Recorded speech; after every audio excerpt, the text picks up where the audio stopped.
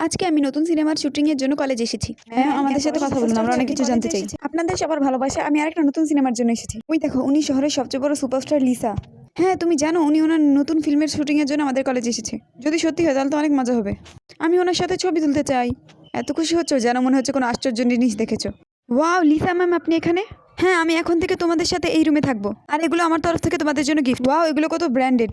আমার নিজের কাজের জন্য একটা অ্যাসিস্ট্যান্ট প্রয়োজন। কে হবে? আমি হতে চাই। না, আমি হতে চাই। কত শো অফ করে, আমার এই মেয়েকে একটু পছন্দ না। হ্যাঁ, তুমি হবে আমার অ্যাসিস্ট্যান্ট। কি, আমি?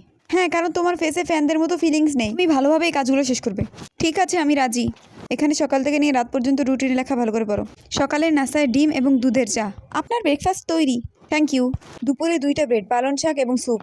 ম্যাম, আপনার লাঞ্চ তৈরি। ঠিক আছে। রাতে ডিনারের জন্য ফিশ ফ্রাই তৈরি। আরে বাবারে, একদিনই মনে হচ্ছে আমার কোমরটা ভেঙে গেছে। কিন্তু ওকে পাবলিকের নজরে খারাপ বানানোর জন্য আমার ওর অ্যাসিস্ট্যান্ট হতে হবে। প্রিয় দর্শক, পরের পর্ব দেখার জন্য লাইক এবং সাবস্ক্রাইব করুন এবং কমেন্ট করুন নেক্সট পার্ট।